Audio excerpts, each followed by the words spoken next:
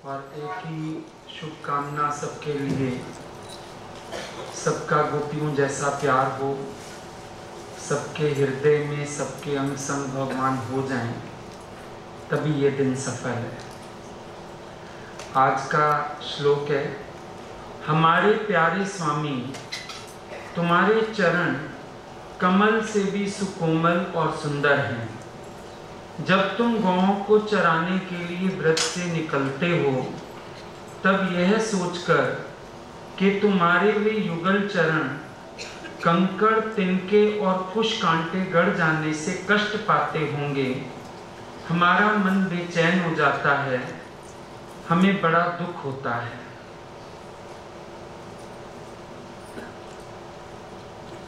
ये जो प्रेम का मार्ग है, ये प्यास और तृप्ति दो भावों से चलता है। अगर गोपियां ना हो, कृष्णवासी पड़ जाएंगे, और अगर कृष्ण ना हो तो गोपियां व्याकुली रह जाएंगी। जब मिलाप होता है प्रेम में, तभी एक नवीनता का जन्म होता है। और यही कारण है प्यास, फिर प्रियतम से तृप्ति, फिर प्यास, फिर प्रियतम से तृप्ति, ऐसे ये मार्ग आगे चलता है। गोपियों के हृदय भगवान के लिए व्याकुल हैं, और अगर गोपियों की व्याकुलता समझ में आ जाए, हमारे हृदय में भी प्रेम की भूमिका बंध जाएगी। असल में शब्द कुछ इस प्रकार के इस्तेमाल होते हैं जो संकेत कुछ ऐसा करते हैं, शायद सांसारिक प्रेम वाली गति है, पर ये तो सांकेतिक शब्द हैं हृदय में उमड़ते भावों के लिए। असल में इस प्रेम जैसा पवित्र दूसरा कुछ नहीं है। ये महापवित्र प्रेम होता है, महाआकर्षण करने वाला प्रेम होता है, और ये प्रेम प्रियतम से दाएं बाएं नहीं होता है। गोपियों के मन में कृष्ण हैं तो बस कृष्ण ही हैं। इसीलिए देखना, व्यवहार भी सिद्ध है, परमार्थ भी सिद्ध है, क्योंकि कृष्ण के सिवाय दूसरा कुछ मन में है नहीं। अगर दाएं बाएं हो जाती तो जरूर अपना व्यवहार बिगाड़ बैठती या परमार्थ बिगाड़ बैठती। व्यवहार बिगड़ता, परमार्थ बिगड़ ही जाता, क्योंकि व्यवहार की नींव पे परमार्थ सिद्ध होता है, और जब व्यवहार बिगड़ता है तो परमार्थ की बातें रह जाती हैं, परमार्थ बिगड़ ही जाता है। तो इस बात को अगर समझना हो, गोपियों की व्याकुलता को समझने की कोशिश करना, तब हृदय में वो शुद्ध प्रेम की भूमिका बंधेगी कि ये व्याकुलता किस चीज की है। संसार में जब व्याकुलता होती है तो वो व्याकुलता इंद्रियों का आकर्षण है, खींच है। गोपियां बांसुरी सुन के आई जरूर हैं, शारीरिक स्पर्श कोई नहीं हुआ है, मिली हैं, बैठी हैं, फील कर रही हैं भगवान को, लेकिन सांसारिक भाव कोई भी नहीं है। ये व्याकुलता क्या है फिर? ये व्याकुलता है परमात्मा में समाहित हो जाने की।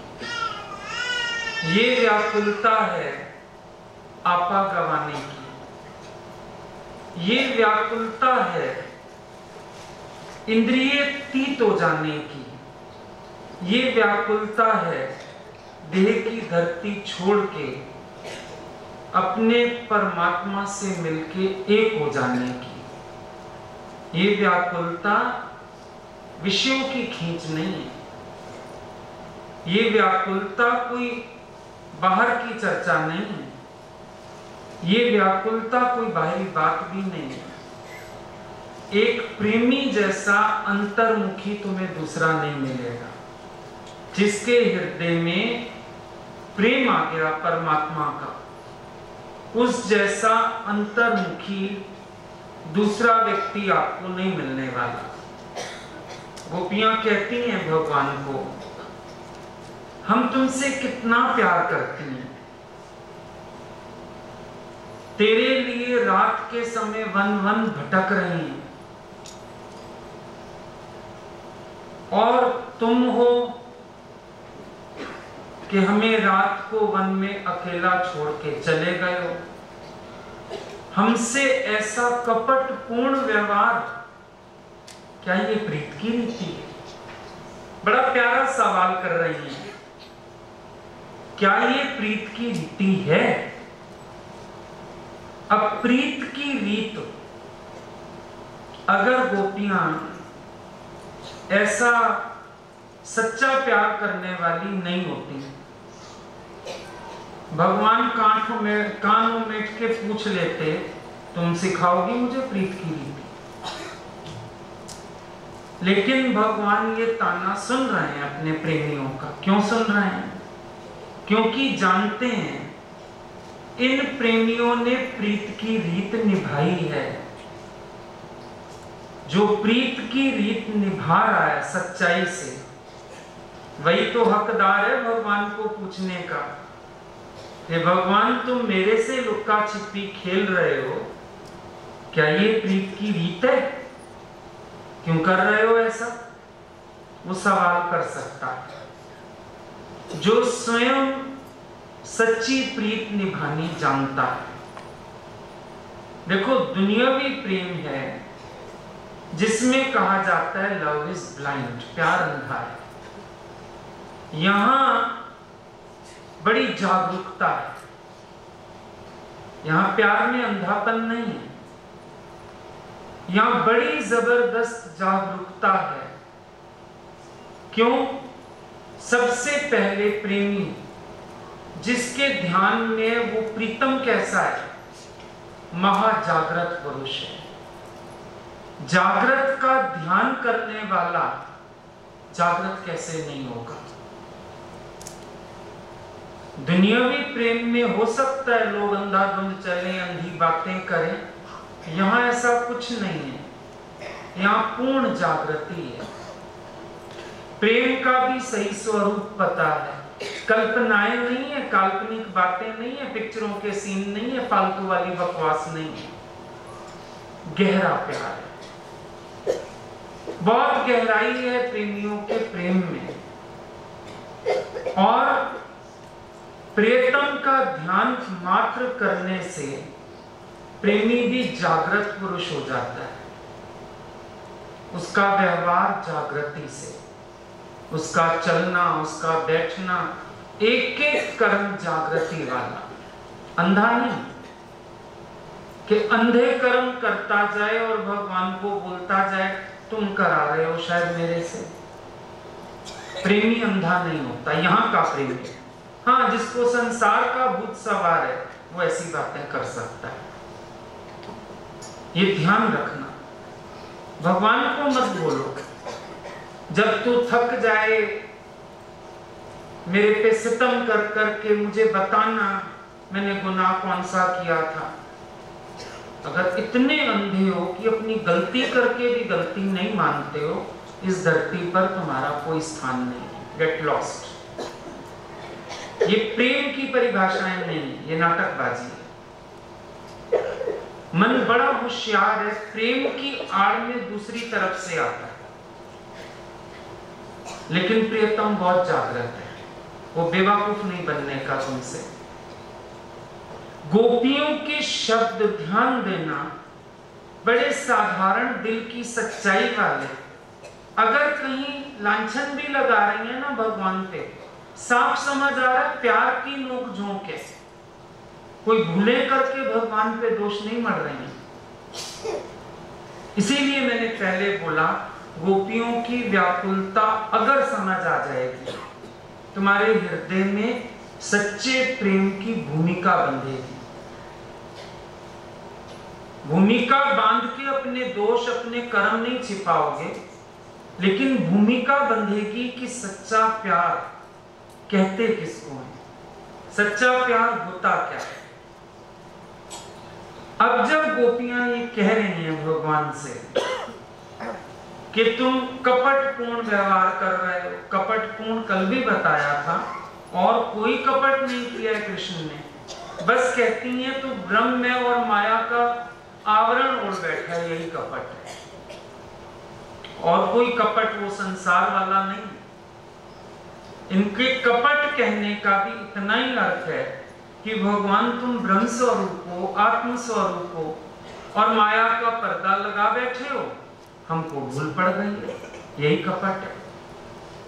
अब कहती हैं भगवान से, जब आप गोचारण के लिए जाते हो, गौओं को चराने के लिए व्रत से निकलते हो, गोचारण बोलते हैं ना उसको, तो जब कहती हैं आप जब गोचारण के लिए निकलते हो, तो ये सोच सोच के, क्या सोच के, कि आपके पांव में कोई कांटा तो नहीं चुभ जाएगा, कोई पत्थर तो नहीं चुभ जाएगा, आपके पांव को कोई तकलीफ तो नहीं हो जाएगी, इतना पैदल चलोगे, फिर नंगे पांव चलते हो तो पता नहीं धरती पे तो क्या क्या पड़ा रहता है, कहीं वो सब आपको कष्ट तो नहीं देने लगेगा।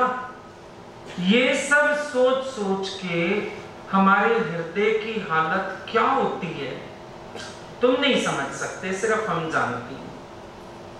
वैसे भी देखना, प्रेमी के हृदय की पीड़ा प्रीतम क्या जाने, हालांकि प्रीतम भी निकला है इन गलियों से, पर अंदर वाला मानता नहीं, हर एक को अपनी पीड़ा ज्यादा लगती है। भाई हम निकले होंगे इस मार्ग से, तो हमने गुरु को कहा होगा आपको क्या पता पीड़ा क्या है, उन्होंने कहा होगा नहीं नहीं हम भी तो निकले इस मार्ग से, पर आज तुम्हारा मन भी बोलता होगा आपको क्या पता ये पीड़ा क्या होती है, हमने इतने दिन कैसे निकाले, कैसे सहा, कैसे आपके बिना हम रहे, आता है ना ख्याल। भाई सीधी बात है, बांझ क्या जाने प्रसूति की पीड़ा, बांझ को क्या पता प्रसव पीड़ा क्या होती है। तो जब कोई भी निकलता है इस मार्ग से, उसको लगता यही है कि भगवान तुम क्या जानो।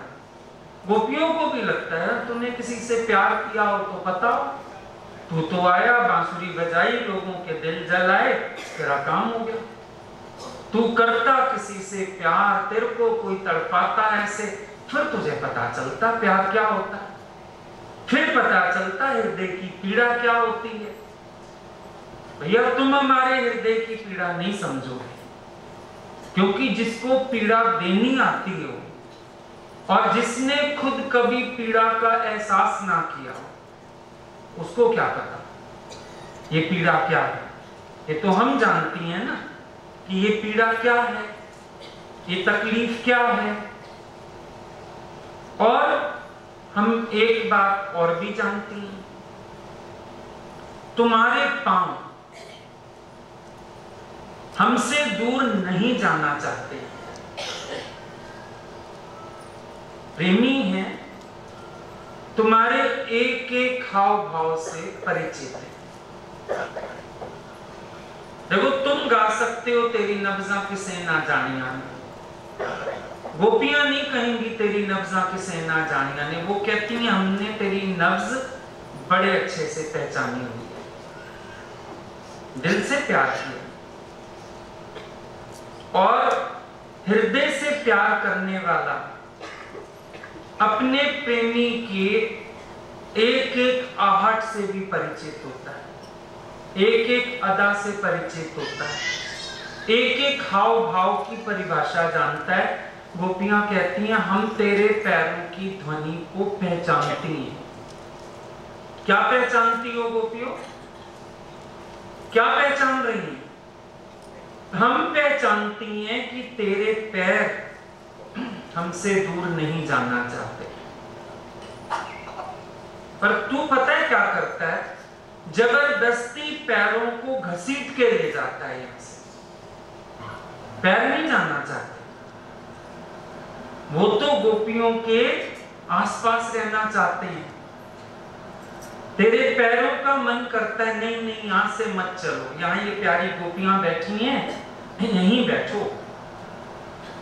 तेरे पैर भला हमारा वक्षस्थल, जिसपे कहा था चरण पगड़ा,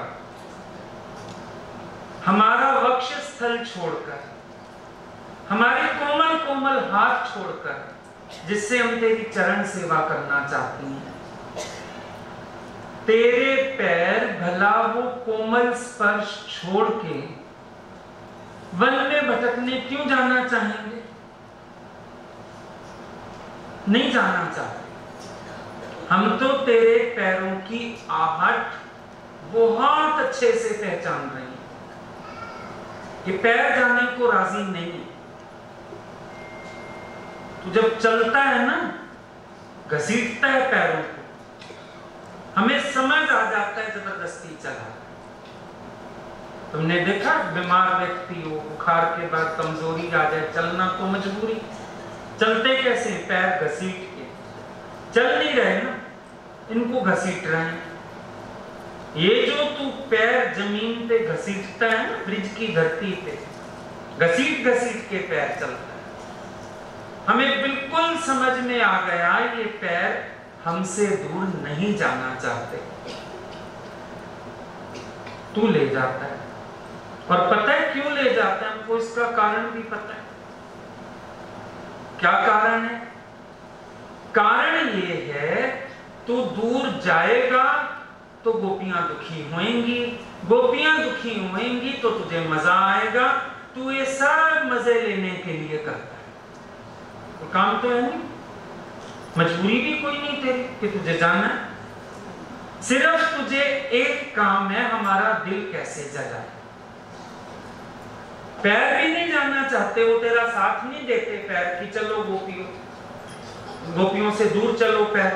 वो कहते हैं ना हमने नहीं जाना, हम यहीं रहेंगे। यहाँ तो गोपियां हमको अपने हृदय पे पधराती हैं, गोपियां अपने हाथों से कोमल स्पर्श से इन पैरों की सेवा करती हैं। पैर कहते हैं हम नहीं जाएंगे, पर तेरा जाए बिना गुजारा नहीं, क्योंकि थक गया शरारतें करके, सब करके, अब हमको पड़ गई आदत। अब तुझे लगता है उस खेल में मजा नहीं आ रहा, अब नया खेल ढूंढ लेगा। मैं भी जाऊंगा गौएं चराने, अभी बड़ा भी नहीं है, छोटा है। किसी ने कहा भी नहीं, खुद ही तूने मैया को कहा है मैं जाऊंगा गैया चराने। क्यों जाना चाहता है? तुझे बस हमसे दूर जाना, दूर जाएगा हमें तकलीफ होएगी और तुझे आएगा मजा। तो ये सब व्यवस्था अपने मजे के लिए कर रहा है, हमको पता है, और कुछ नहीं कर रहा। अच्छा चलो यशोदा गई होती जंगल में, तो तुम हमसे कहते भाई यशोदा मैया गई है जंगल में, हम नहीं जाएंगे तो बुरा लगेगा। बात समझ आती भाई, अब माँ गई है उसके पीछे तो जाना पड़ेगा बच्चे को। हम समझती तेरी मजबूरी को, भाई यशोदा मैया जंगल में है, इनका जाना बनता है। नंद बाबा चले जाते और वो कह गए होते भाई कृष्ण हम जाते हैं जंगल में, तू माना, तो भी हमको तेरी मजबूरी समझ आती, भाई पिता की आज्ञा तो मानेगा, नहीं जाएगा तो व्यवहार सिद्ध नहीं होगा। भाई मजबूरी है बेचारे की, नंद बाबा बुला के गए, इसको जाना पड़ेगा। किसी देवता की पूजा होती जंगल में, तो भी तेरा जाना हमको समझ आता। भाई देवता की पूजा रखी गई है तो इसको जंगल में जाना पड़ेगा। पर इसमें से एक भी कारण नहीं। ना यशोदा गई है, ना नंद बाबा गए हैं, वो तो घर बैठे हैं आराम से। किसी देवता की पूजा भी जंगल में नहीं होती, तुम्हारे घर में होती है, क्योंकि तुम लोग राजा हो यहाँ के। किसके पीछे जा रहे हो? क्या करने जा रहे हो? कोई कारण नहीं। हाँ, बच्चा बड़ा हो जाता है तो माँ बाप कहते हैं काम धंधे पे जाओ। तुम बड़े हो जाते, तुम्हारे माता पिता कहते हैं गौचारण के लिए जाओ। और तब तक तुम इतने समझदार हो गए होते, हमें भी चिंता ना होती थी। भाई सारे ही जाते हैं चरवाहे, तुम भी चले गए, हमें फिक्र ना लगी। अभी तुम छोटे हो, पांव तुम्हारे कोमल हैं, समझ तुम्हें ज्यादा है नहीं, और तुम क्यों जाते हो भाई जंगल में? और अकारण जा रहे हो, ये और अजीब बात है। किसके लिए जा रहे हो? गायों को चराने जा रहे हो? भेड़ बकरियां चराने जा रहे हो? निर्बुद्धि पशुओं के पीछे तुम्हें जाना है। निर्बुद्धि, बिल्कुल दिमाग नहीं है जिनको।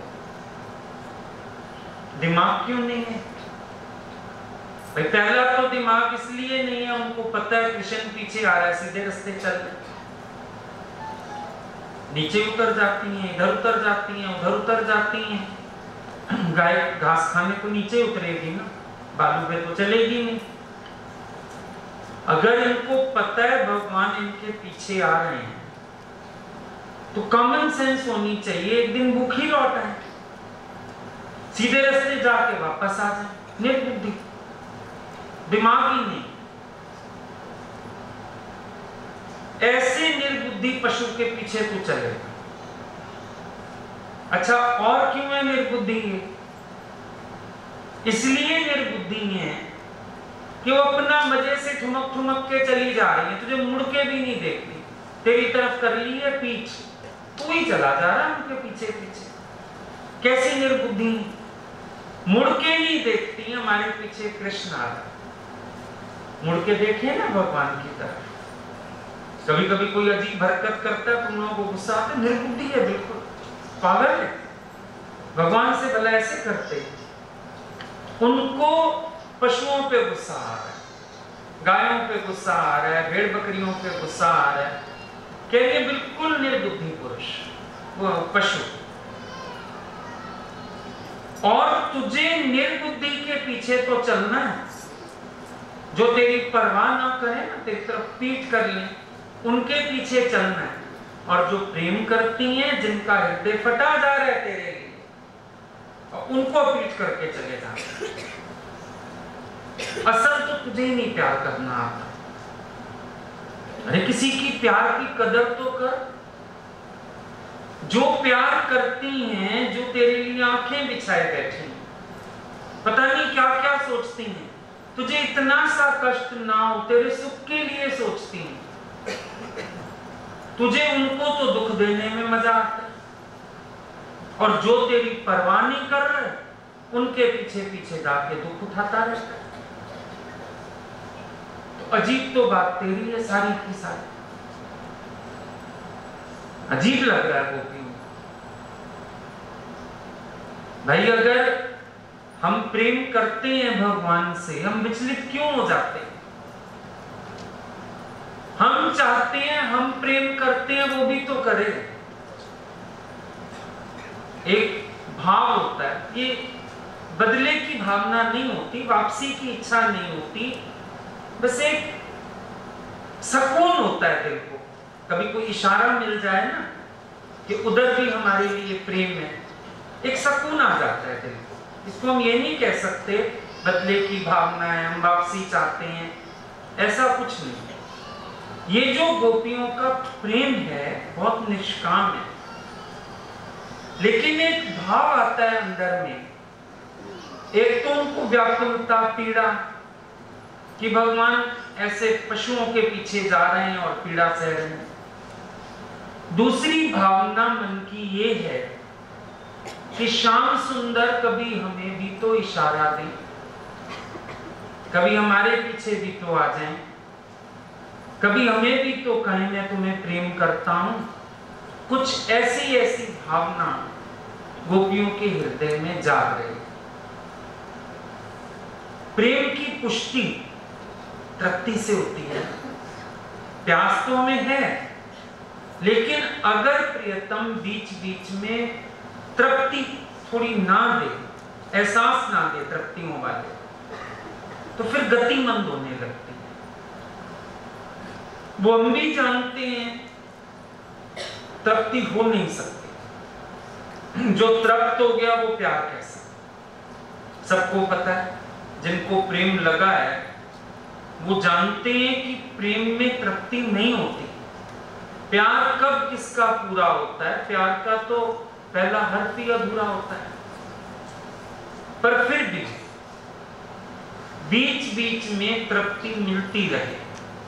आप लोग तवे पे कुछ बनाते हो ना, कभी पूड़ा बनाते हो, डोसा बनाते हो, तो जानते तो हो पानी तवे पे टिकेगा नहीं, पर बीच बीच में छींटा दे के साफ कर देते।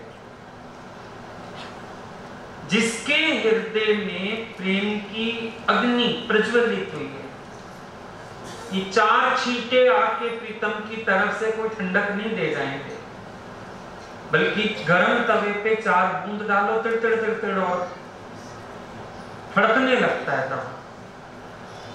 चार छींटे तृप्ति नहीं देंगे, प्यार को और भड़काएंगे, गोपियां जानती हैं। पर फिर भी आस, अशांति बढ़ेगी, व्याकुलता बढ़ेगी, लेकिन ये शांति तो आएगी कि मैं तेरा तू भी मेरा। तो गोपियों को गुस्सा आ गया पशुओं पे। कहती हैं ये जो जानवर हैं सारे जिनके पीछे तू जा रहा है, इनको तेरी कदर नहीं, और हम जो तेरी कदर वाली हैं तुझे हमारी कदर नहीं। फिर एक गोपी के मन में भाव आया, कहती है क्यों? ये गाय कौन सा जाना चाहती है ब्रिज छोड़ के? हाँक हाँक के ले जाता है जबरदस्ती, वो भी नहीं गोपियों को छोड़ के जाना चाहती। ये मत कहो गाय जा रही है, गायों के पीछे ये पड़ता है, सुबह सुबह उठ के उनको बाहर निकालता है, चलो चलो हाँक हाँक के। ये सब इसी की करतूत है, गाय के बहाने लगा के इसने जाना हमसे दूर है। बस सीधी बात समझ लो, इसने हमें दुखी करने का इंतजाम करना है। गाय कहने आती है इसको, सुबह सुबह जगाने जाती है, चलो चलो उनको जंगल ले चलो, उनको जाना। वो तो जाना ही नहीं चाहती, रंभाती है बेचारी, कहती है हमें नहीं जाना। ये हाँकता है चलो चलो चलो चलो, ये रास्ते दिखाता है इनको जंगल की तरफ। ये ना समझो, ये ना कहो ये गाय जाती है तो इस बेचारे को जाना पड़ता है, कहीं का बेचारा नहीं। गायों को भी ये ले जाता है, उनको कहता है चलो। समझना, गोपियां कैसे समझ गई कृष्ण की इतनी सारी बात? ये इंद्रियां गाय हैं, ये जबरदस्ती तुम ले जाते हो, मन ले जाता है तुम्हारा। कहती है जिस दिन तुम्हारा मन नहीं होगा, ये इंद्रियां विषयों की घास चरनी छोड़ देंगी। तुम हठात ले जाते हो, बलात् ले जाते हो, जबरदस्ती ले जाते हो। गोपियों ने अपने मन को पढ़ा है। श्याम सुंदर के सिवाय ये दाएं बाएं होती हैं, उसमें तुम्हारी रजामंदी मिक्स है, तुम्हारे रस मिक्स हैं। और गोपियों ने अनुभव कर लिया कि जब मन लग जाता है प्यारे में, प्रीतम में, भगवान में, इंद्रिय एक भी ऐसे ऐसे विचलित नहीं होती, दाएं बाएं नहीं होती, स्पंदित नहीं होती, संकल्प भी नहीं उठता है कभी। ये मन शैतान साथ लग लेता है, ये जाता है गायों को चराने के लिए। जब मन को रस है तो ये कभी आंख को दृश्य में लगाएगा, कानों को वाणी में लगाएगा, जबान को स्वाद में लगाएगा, ये लगाता है। इसीलिए गोपियां कहती हैं गाय नहीं जाती, गायों को तो तू ले जाता है। तुम भी कभी ये ना कहना इंद्रियां अपने धर्म में वर्तती हैं, चली जाती नहीं है। तुम भेजते हो, मन के साथ भेजते हो, तुम्हारा मन लेके जाता है तब जाती है। तुम्हें इनके विषयों में रस है तो जाती है। कहीं तुम्हें बातें करने का रस, कहीं तुम्हें देखने का रस, कहीं तुम्हें खाने का रस, अंदर के रस कर्म करवाते हैं इंसान से। वरना मन पूरा मधुसूदन में लगा हो, सवाल ही नहीं। भले लीला गोचारण की है, लेकिन समझना इंद्रियों रूपी गायों के मालिक तो तुम ही हो ना। गोपियों ने कृष्ण तक को पकड़ लिया कि गायें अपनी मर्जी से नहीं जाती, तुम इनको लेके जाते हो। अपने आप ये कैसे जाएंगे? जबरदस्ती की जा रही है इन बेचारियों के साथ। अब कहती है जब जाएंगे पगडंडी पर, रास्ते पर, चलो बालू वाले मार्ग पर घास खाने के लिए ये तो उतरेंगी नीचे जंगल में। अब जंगल में क्या है? कंकड़, तिनके और कुश कांटे, इन तीनों के गड़ जाने का डर है। कंकड़ तो है ही रास्ते पर, कुश माना छोटे छोटे तिनके, तृण, और कुश कांटे हुए जैसे आप देखते हो फल सड़के नहीं गिर जाते जंगलों में, जंगली फल सड़क के गिर गए नीचे, फल और सड़ गए, उनमें से बीज निकल आए, उन बीजों में कांटे। बीज चुभ सकते हैं ना। फिर कुछ ऐसे बीज जो धरती में पड़े, थोड़े से अंकुरित हुए, इतनी तीखी धार है उनकी कि आर पार काट देता है। गोपियों का दिल बैठा जाता है। कह रही है जब तुम जंगल में जाते हो, इन पशुओं को तो पता नहीं, कहीं भी उतर जाएंगे। पशुओं के चक्कर में तुम उतर जाओगे और तुझे हो जाएगी पीड़ा। ये एक तरह से गुरु की आवाज है। इंद्रियों के पीछे जाओगे, सही मार्ग तो चलेंगी नहीं, मार्ग भटकोगे तो दुख रूप कांटे तुम्हें चुभेंगे, जरूर चुभेंगे। बड़ा घाटे का व्यापार है इंद्रिय सुख। जो इसके पीछे भागा दुखों के शूल लेके लौटा, भगवान से दूर हो गया, कष्ट आया जीवन में, भोग बन गए रोग, पता नहीं क्या क्या गढ़ जाता है मन में, क्या क्या स्वभाव गढ़ जाते हैं, क्या क्या विकार गढ़ जाते हैं। तो गोपियां कहती हैं हमें बड़ी पीड़ा होती है ये सोच सोच के कि तुम जंगल में जाओगे, वहां पता नहीं तुम्हारे पैरों में क्या क्या चुभ जाएगा। अच्छा, चुभता तो सारी दुनिया को होगा, इसमें नई बात है। सारे ही चरवाहे जाते हैं, वही जंगल है जहां सारे चरवाहे जाते हैं। भगवान के साथ भी तो और ग्वाल बाल जाते हैं। पर ये गोपियां ये वाली बात क्यों कर रहे हैं? एक और कारण क्या बोला इन्होंने? तुम्हारे चरण कमल से भी सुकोमल और सुंदर। अब हमको तकलीफ क्यों है, हमें व्याकुलता क्यों है, हम डर क्यों रही हैं, हम परेशान क्यों होती हैं सोच सोच के कि तुम जंगल गए हो, अरे तुम्हारे पैर कष्ट पाते होंगे, क्योंकि तुम्हारे पैर कमल से भी, कमल का फूल कितना नाजुक, कितना सुंदर, एक तो कमल जैसे, और अगर हम कोमलता की बात करें तो कमल से भी कोमल है। अब इन कोमल चरणों को कहां होना चाहिए? कमल को कहां होना चाहिए? जानते हो कमल कहां होना चाहिए? सरोवर में। कमल को सरोवर में खिलना चाहिए। कमल को जमीन पे घसीटना, पथरीली जमीन पे घसीटना, नहीं अच्छा लगेगा ना। अभी सुंदर कमल का फूल लो आप और उसको जमीन पे रगड़ डालो, कंकड़ पत्थरों से रगड़ डालो, जमीन पे घसीट डालो, उस फूल को देख के भी बड़ी पीड़ा होगी कि कोई बच्चा भी कर रहा होगा, नहीं बेटा ऐसा नहीं करते। हम लोग कहीं जाते हैं ना, कई लोग फिर फूल लेके रास्ते पर हम फूल डालेंगे, उस पर आप चलना, हम बोलते हैं हटाओ, गलत बात।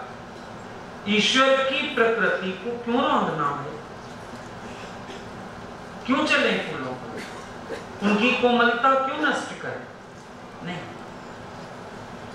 गोपियों को लगता है भगवान के चरण कमल की न्याय। अब वो कहती हैं ये चरण कमल, ये तो भक्तों की गोद में होने चाहिए,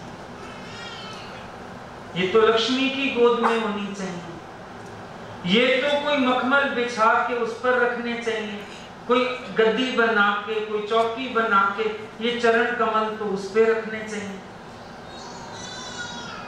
कहती है भगवान को तुम्हें क्या हक है इन चरणों को, इन कोमल चरणों को ये जंगल में घसीटने का? ये चरण कमलों पर तो भक्तों का अधिकार है, तुम्हारे नहीं है ये चरण कमल, इन पर भक्तों का अधिकार है, भक्तों के लिए पूजनीय है, वंदनीय है,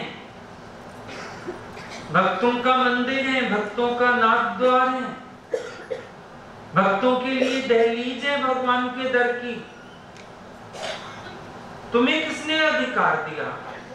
तुम इन कोमल चरणों को ले जाके जंगल में घसीटते फिरो, कंकड़ पत्थरों से खराब कर लाओ, कांटे चुभाओ, तुम्हें यह अधिकार किसने दिया? तुम्हारे चरण कमलों पर भक्तों का अधिकार है। कभी कभी होता है ना, हम भगवान को, गुरु को हक से कहते हैं, अरे नहीं आप ऐसा नहीं करेंगे, ये हमारा अधिकार है। जैसे एक बार गुरुजी ने क्या किया, कोई गाड़ी अवेलेबल नहीं थी, गाड़ी क्या नहीं अवेलेबल थी, एक दो तो थी, कुछ इमरजेंसी काम आया तो दौड़ना पड़ा, 2 गाड़ियां थी, चली गई। अब लगा कि वो लोग लौट आएंगे, अगलों को भी लगा हम आ जाएंगे, और ऐसी कोई दिक्कत भी नहीं थी, अक्सर देर से आते भी थे सत्संग में।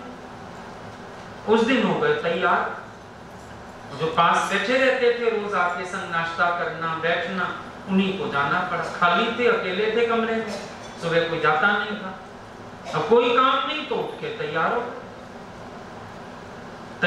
गए, बाहर निकल आए। किसी को पता नहीं, जो 1-2 जने घर में थे सब तो सत्संग चले गए, लड़कियां अंदर काम समेट रही, निकले बाहर चुपचाप। रिक्शा खड़े रहते थे, रिक्शा में चढ़ के सत्संग पहुंच गए। सत्संग तो आ गए, फोन कर दिया किसी ने, भगवान तो सत्संग आ गए हैं, बोले अब उनको वापसी मत जाने देना, अंदर बैठा के रखना। पर जब लौटे वो भगत जो सेवा में थे, बड़ा जोश किया, मजा आता था देखने में, कभी कभी हंसी भी आती थी, फिर भोला बालक बन के चुपचाप डांट खाते रहते थे। आप क्यों गए? वैसे रोज आप सत्संग देर से नहीं आते, आप ऐसे रिक्शा में चढ़ गए, आप गिर जाते। जो उनके मन में था उन्होंने रज के बोला, और चुपचाप बैठे मुंह नीचे करके, ना रिस्पॉन्स दे रहे, ना आवाज कर रहे। चाय भी आधी पी हुई थी, वो आ गए बीच में, वो चाय भी वहीं पड़ी रह गई, चाय भी नहीं उठा के पी रहे। तो कभी कभी भक्तों का अधिकार जमाने का भी मन करता है, जमा देते हैं अधिकार, जब कोई भगवान की क्रिया उनके मन पसंद नहीं होती, खूब जोर से गरजे। कभी कभी हम देखते थे रात को खाने के लिए देर हो गई, सबको लेके बैठे, घर का कोई भी आके खूब जोर से डांट लगा देता है, चुपचाप सबको जाओ जाओ जाओ, अब हम खाना खाएंगे, जाओ। चप्पल पहन के दौड़ते थे कमरे की तरफ जहां खाना लगा होता। तो ये अधिकार हो जाता है, संभालते हैं ना, भगत संभालते हैं, शरीर को भी संभालते हैं। भक्तों ने भगवान का शरीर जैसे खरीद कर लिया, संभालते हैं। और भगवान जब उनकी संभाल में इंटरफेरेंस करते हैं तो भगवान को भी डांट के बिठा देते हैं बच्चे की तरह कि आपको नहीं पता चलता। ऐसे नहीं कि भगवान की कोई बेइज्जती वाली बात, पर वो अपने शरीर की तरफ से इतना बेपरवाह हो जाते हैं तो संभालना पड़ता है उनके शरीर को। वो चीज वो गोपियां कह रही हैं, समझ में आई बात? तब गोपियां कह रही हैं कि इन चरण कमलों को मिट्टी में, कंकरों में, कांटों में घसीटने का तुझे अधिकार किसने दिया? ये चरण कमलों पर तो हमारा हक है। हम इनको पूजती हैं, हम इनको प्यार करती हैं, हम इन चरण कमलों का ध्यान करके तो भक्ति में रहती हैं। और अगर कोई हमारे वंदनीय, हमारे पूजनीय का तिरस्कार करेगा तो हमें गुस्सा तो आए। अब चाहे वो तुम खुद ही क्यों नहीं, चाहे वो तुम खुद ही क्यों नहीं। कभी कभी चलते थे ना भगवान, चादर से लड़खड़ा गए, कभी कोई पैर छूने लगा तो कोई ना कोई जोर से बोल दे, ध्यान से चलिए ना, अब छोड़िए इन लोगों को, सीधा देखिए। बेचारे सुन लेते थे चुपचाप। तो जैसे संभालना पड़ता था एक बच्चे की में। अभी गिनेंगे ऐसी बातें तो बड़ी सारी हो जाएंगी, पर एक दो एग्जाम्पल से समझ। क्यों शरीर कोमल, फिर पीड़ा ज्यादा। एक बार चाय पी रहे थे, किसी ने मत्था टेक दिया, उसने तो सिर ऊंचा कर दिया, चाय उनके ऊपर गिर गई। अब दुनिया पे चाय गिरती है, पानी वानी डालो ठीक हो जाता है, पर उनके शरीर में बहुत पीड़ा पड़ी, छाले हो गए, फिर वो डॉक्टर आता था, छीलने पड़े, फिर कई दिन पट्टियां चली, शरीर कोमल, तो फिर संभालना पड़ता है। तो एक भगत ने फिर स्ट्रिक्टनेस कर दी कि चाय पिएंगे तो कोई नजदीक नहीं आएगा, दूर बैठो। वहां से बैठ गए। तो क्या कहती हैं गोपियां कि हक तो नहीं है तेरे को मनमर्जी करने का, पर हमें कष्ट देने के लिए तू अपने पैरों को कष्ट देता है। अब तेरे से अगर बात करो फायदा भी तो कोई नहीं, तेरे से मत्था मारना। क्यों? तू कहेगा हमारे पैर, हम जहां मर्जी रखें। भैया हम तो ब्रज में बेबस बैठेंगे, जो मर्जी आए कर, अब क्या कर। वैसे तेरा हक नहीं है, ये समझ, पर कहने का फायदा नहीं, क्योंकि तुझे ये भाषा ही ऐसी आती है। तो इससे अच्छी बात भी करेंगे ना तो फिर भी उल्टा जवाब देगा। कहेंगे अच्छी बात, तेरे को समझा के कहेंगे, पर तू कहेगा मेरे पैर हैं, मैं जहां मर्जी रखूं, मेरे चरण है, हमारे चरण, या तेरे चरण है इसीलिए हम बेबस, हम चुप बैठेंगे मजबूरी की मार। क्या है? भक्त की दृष्टि है असल में। भक्त की दृष्टि कहां जाती है? उसकी दृष्टि भगवान के इर्द गिर्द मंडराती रहती है। देखा है? भक्त की जो दृष्टि है वो भगवान के इर्द गिर्द मंडराती रहती है। कहीं चले जाओ, भगवान ट्रेड फेयर चलते थे, कहीं चलते थे, जो प्रेमी भगत थे ना, सबकी आंखें उन पर होती थी। कोई उनसे ऐसे धक्का देके ना निकल जाए, कहीं उनका पैर ना उल्टा सीधा पड़ जाए। ये भक्तों की दृष्टि होती है, ये मंडराती है भगवान के चारों तरफ।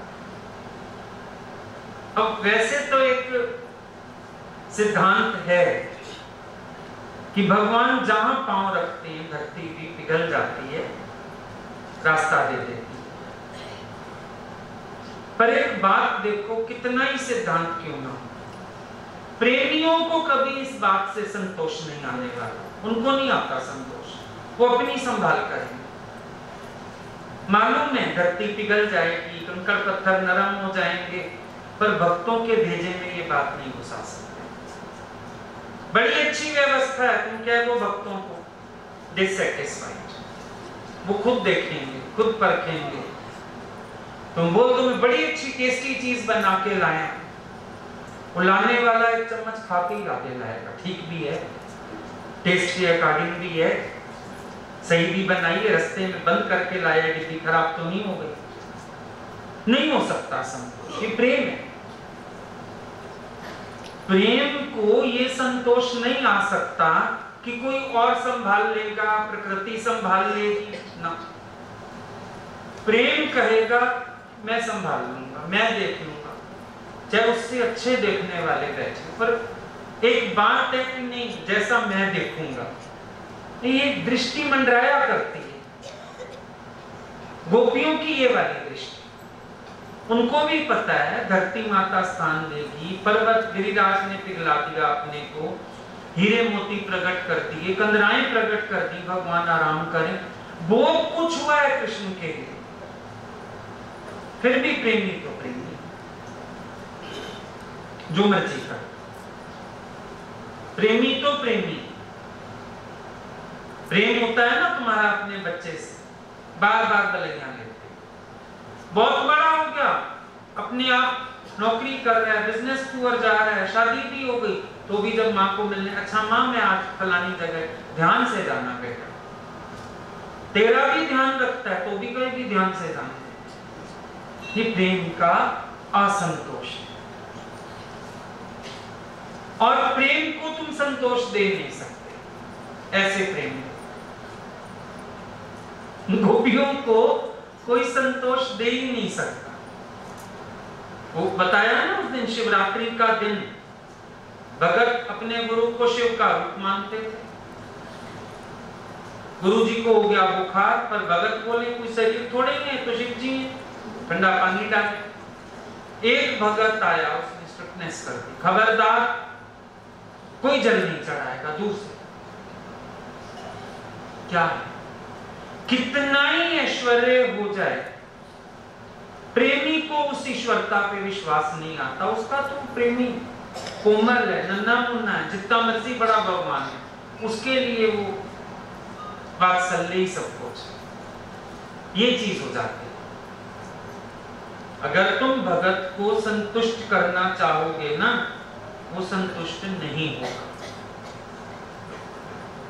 जैसा मर्जी संतुष्ट कर लो, उसकी आंख मंडराएगी। सांप रास्ते पर भी उसका प्रीतम चलेगा ना, वो उसको भी घूर घूर के देखेगा, सचमुच सांप है, अरे देख लिया एक बार सांप है, नहीं फिर देखो, दोबारा देखो, दोबारा देखो। प्रेमी को संतोष नहीं होता, उसको व्याकुलता होती, और इसीलिए तुम देखो जब प्रेम भीतर का होता है, तुम्हारे हर कर्म में सावधानी आ जाती है। जब तुम धरती का एक कांटा चुभना भी बर्दाश्त नहीं कर सकते, अपने किसी कर्म से उनको पीड़ा कैसे दे लो, तुम जख्म कैसे दे लो, तुम उनको तकलीफ कैसे दे लोगे, अपने आप ही हर क्रिया में सावधानी आ जाएगी कि अरे मेरे भगवान को कष्ट होगा, उनको पीड़ा पहुंचेगी, दृष्टि होंगी तो मंडराती रहती है, मेरी किसी बात से तो नाराज नहीं, मैं ऐसा तो नहीं मेरी कोई बात उनको अच्छी ना लगे, और मेरी भी क्या बात अच्छी नहीं लगती, ये भी उनका प्यार है, ये भी तो उनका प्यार है। क्या नहीं पसंद आता, हमारा गलत आचरण नहीं पसंद आता, हमारी गलत हरकतें नहीं पसंद आती, हमारा कोई ज्ञान के विरुद्ध कर्म नहीं पसंद आता। जैसे हम उनको पहना के, खिला के, प्यार करके खुश हैं, वो हमको करके खुश हैं। यही तो भावना होती है रस परस, इसी को प्रेम कहते हैं ना। तो प्रेमी की दृष्टि यूं भी मंडराया करती, तभी तुम देखो कभी सूखेंगे ना आंख से, किसी को नहीं पता चलेगा, प्रेमी को हरकत पता हो। एक बार बुरा खाओ उन्होंने, आज बात करते करते कहीं जरा सी खुजली भी चल जाएगी, प्रेमी को पता होगी, उसका दिल करेगा इस खुजली का गला दबा दो, क्यों तंग कर रही है उनको। एक मक्खी भी घूमे, उसका ध्यान सारी वाणी से हट जाएगा, और उसको लगेगा भगवान मेरी आंखों में वो शफा दे दे कि मैं घूरूं और मक्खी जल जाए, है ना। देखते हो कभी कभी उलझन होती है, दृष्टि में जो मंडराती है ना भगवान के चारों तरफ, क्यों? हिफाजत के लिए। फिर हिफाजत क्या है? प्यार का एक रूप है, ये अंदरूनी जो प्यार है ना उसका रूप है हिफाजत। गोपियों की तरह हमारा भी मन नहीं करता भगवान चरण धरती पर रखें। कभी बैठे होते थे ना कमरे में, तो उठते थे वो, या तो चप्पल लगाई जाए उनके पैर के नीचे, नहीं तो फटाफट जो बैठा होता था वो हाथ रख देता था कि उनका पांव ऐसे जमीन पे ना पड़ जाए, ठंडी लग जाए, मिट्टी लग जाए, कोई कंकड़ कोई चीज पड़ी वो लग जाए, सतर्क रहते थे सब। तो ये क्या होता है? दृष्टि का मंडराना। भगवान के चारों तरफ भक्त की दृष्टि मंडराती रहती है। अब ये गोपियों की दृष्टि मंडरा रही है। क्या मंडरा रही है दृष्टि? कि भगवान सीधे रास्ते जाएंगे, नहीं जाएंगे, जंगल में उतर जाएंगे, फिर उनको कोई कंकड़ पत्थर तो नहीं लग जाएगा, उनको कोई पीड़ा तो नहीं हो जाएगी। इसी चक्कर में गुस्सा कर दिया तो अपने पैरों को घसीट के क्यों लेके जाता है भाई? बस तेरा अधिकार नहीं। ये चरण कमल इतने कोमल, ये नहीं सह पाएंगे कांटे, ये नहीं सह पाएंगे चुभना किसी तृण का, तो तुझे इनको नहीं लेके जाना चाहिए जंगल में। अब गोपियां व्याकुल, सिर्फ ये सोच सोच के कोई कांटा तो नहीं लग जाएगा, व्याकुल सोच सोच के वो दृश्य की कल्पना करती हैं। गई तो है नहीं साथ, पर कल्पना कर रही हैं दृश्य की। अब भगवान जा रहे हैं, अच्छा बालू वाले रास्ते पर चले गए हैं, फिर क्या हुआ? गाय नीचे उतर गई, हरी हरी घास देख के, ओहो ये भी नीचे उतर गए, अब इनको कोई कांटा चुभ गया। इतनी कल्पना तो इनकी बड़ी तेज है। रेणु गीत में पता है तुमको, भगवान ने मन में प्रवेश किया, सारा दृश्य इन्होंने घर बैठे देख लिया था। अब कल्पना करती हैं तो बार बार अपना दिल पकड़ती, धड़कन बढ़ जाती, हाय कांटा चुभ गया, हाय पीड़ा हो गई, हाय तकलीफ हो गई उनको। और प्रियतम को पीड़ा हो गई, मन कहता है वो पीड़ा मेरे पास आ जाए, उनको ना। जरा सी कोई तकलीफ में देखते हो ना शरीर को, अभी भी पीछे जब शरीर ठीक नहीं था कितने लोग हमें कर्ज करने आए, मैंने कहा पता नहीं क्या कहते हैं, आप इतना करिए ये हमारी झोली में डाल दीजिए। हम सबका प्यार देख के हैरान हो जाते थे, इतना प्यार, इतने बड़े बड़े बुजुर्ग हाथ जोड़ के खड़े हो जाते थे, एक चीज मांगने आया हूं देंगे? हम बोलते थे हमारी तबीयत ठीक नहीं, क्या हो गया, क्या चाहिए?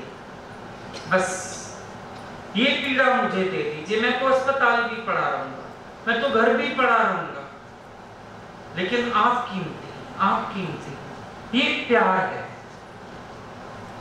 जैसे तुम्हारा प्यार है ना, ऐसे गोपियों का प्यार है। वो भगवान को कष्ट में नहीं देख सकती हैं, पीड़ा में नहीं देख सकती। अब एक कहने लगी, सुनो, ये सुनता नहीं उन लोगों की। जब वहां इतने कष्ट हैं, तकलीफें हैं, कंकड़ हैं, कांटे हैं, पीड़ाएं हैं, ये क्यों जाता है वन में? हर कोई ध्यान करता है अपना, भाई जहां तकलीफ मिले उस रास्ते क्यों जाना। और घर में इतने नौकर चाकर हैं, नंद बाबा खुद हैं, गाय चराएंगे, ये क्यों जाता है? कहती है मुझे शक है वहां कोई सखी रहती है,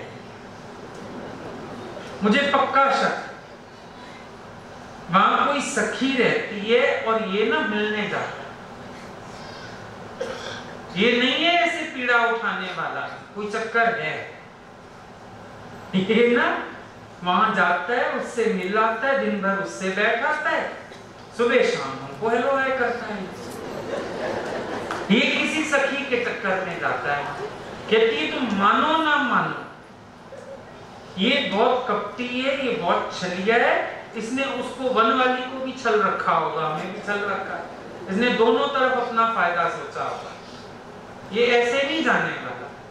वैसे तो ये इतना पुरुषार्थ ना करे, माँ से मक्खन मांग के खाए, हमारे घर चोरियां कर कर खाता है, इतना इसको सुख प्यार है कि अपनी इतनी नाक है इसकी, और अभी ये कांटे वाले रास्ते पे चला जाता है, इसकी पक्का कोई सहेली है वहां से। मन कहने लगा के बीच में से, ना गोपी ऐसा ना सोच, ऐसा ना बोल। देख बेचारे को कितनी पीड़ा होती होगी वहां पे, ये सोच। तकलीफ तो पाता होगा ना जाता है। अपने मन को डांटने लगी, बोला चुप, आंखें हैं उसकी, सीधे रास्ते चला जाता होगा। कभी कभी तंग भी आ जाता है ना अंदर वाला, लगता है जो करना है करे, अपने ही मन से लड़ने लगे। बोले होती है पीड़ा तो होए, आंखें हैं ना भगवान की दी हुई इसके पास, देख के चला जाता होगा, बाजू वाले रास्ते चलता होगा। हम क्या जाने किसी सखी के पीछे जाता है, कोई इसने मामी बना रखी है, क्या करता है क्या नहीं करता, गायों को छोड़ देता होगा चरने के लिए, खुद उसके पास बैठा रहता होगा, हमें नहीं पता, देख लेता होगा अपनी आंखों से रास्ता। फिर मन कहने लगा ना, अगर बेरास्ते चला गया गायों के पीछे तो फिर हृदय में डर आ गया। कहती है हाय, थोड़ा सा इसने सावधानी ना रखी, इसके पैर में तो कांटा चुभ जाए। प्रेम है ना, ज्यादा देर रूठ भी नहीं सकता, प्रीतम रूठ सकता है, उसका दिल कड़ा हो सकता है, पर प्रेमी बेचारा क्या करे, ज्यादा देर रूठा भी नहीं रह सकता। 1 मिनट को रूठी, फिर चिंता करने लगी, फिर फिक्र, फिर कहती है असल में तो ना हम बनी इसलिए, हमें भगवान ने बनाया इसीलिए ये हमें दुख देता रहे और हम दुख भोगते रहे, हम तो बनी इसलिए, और कुछ है ही नहीं हमारी किस्मत में। इसकी किस्मत में यही है ये हमें दुख देता रहे, हमारी किस्मत में यही है हम दुख सहती है। अब क्या करें, हमारा जन्म ही इसीलिए हुआ, इसके जो दुख है ना हम उठाते हैं। क्यों? हमें सुख देने वाला एक काम ये करके राजी नहीं, इसको पसंद ही नहीं है गोपियां कभी खुश हो जाए, पसंद ही नहीं है गोपी कहीं सुखी हो जाए, ढूंढ ढूंढ के काम करता है हमें दुखी करने के। और सुख तो सहज भी मिलने लगे, फटाफट कोई ना कोई ड्रामा खड़ा कर देगा, उस सुख का भी दुख पलट देगा हमारे ऊपर। अच्छा बना बैठा है वैसे, मस्ती कर रहा है, बांसुरी जो हम देखेंगे पीतांबर कर लेगा। भैया काहे को घूंघट कर रहा है, पीतांबर से मुख देखो, पीतांबर से मुख दिखता है क्या? ऐसे हमको दुख देने के लिए कोई ना कोई इंतजाम कर देता है। गोपियों के हृदय को सुख मिले वो तो इससे सोचा ही नहीं जाता, कभी इसको ध्यान ही नहीं आता गोपियों को कोई सुख भी देना है। भगवान कहने लगे अच्छा गोपियों तुम मेरी फिक्र छोड़, मेरे पास आंखें हैं, मैं अपना रास्ता देखता हूं, यमुना में विहार करता हूं, हरियाली देखता हूं, एक एक हिरण के साथ छलांगे मारता हूं, मुझे तो बड़ा मजा आता है जंगल में, तुम ना मेरी फिक्र छोड़ दो। अब और गुस्सा आ गया, ठीक है भैया छोड़ देते हैं, जाओ जो करना है तुम्हें करो, तुम्हें समझ ही नहीं आती, तुम दूर चले जाते हो, हमारे दिल पे क्या बीतती है ये तो समझो। कहते हैं अच्छा मान लो सुबह चला जाता हूं, बात बोल कर दी, कोई सखी बैठी है और चलती नहीं, सोच सोच के रिएक्शन ही नहीं आया, ये सोच रही है सफाई देगा, नहीं नहीं कोई सखी नहीं है, गाय चराने जाता हूं। कहते हैं सुबह अगर चला जाता हूं शाम को आ भी तो जाता हूं, फिर तो आनंद होता होगा ना, देख लेती हो मुझे, फिर तो मजा आता होगा। बोली नहीं,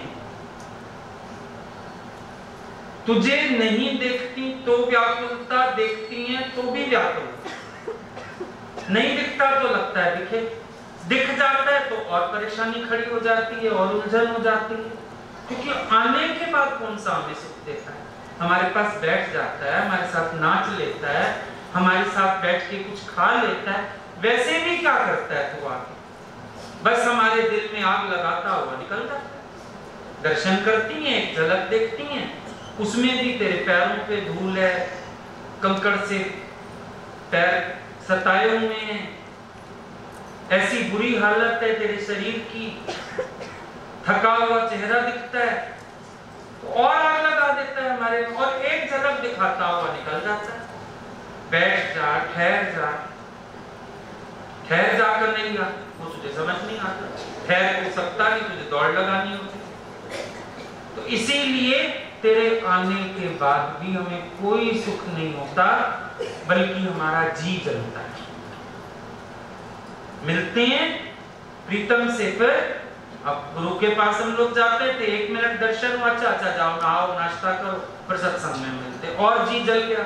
इससे अच्छा सीधे वहीं मिल लेते, थोड़ी देर सामने तो बैठते, 1 मिनट में भगा देते।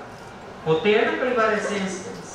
तो वही गोपियां कह रही हैं, हमारे हृदय में तो तू और आग लगाता हुआ निकल जाता है, हमें कोई शांति नहीं आती। ठीक।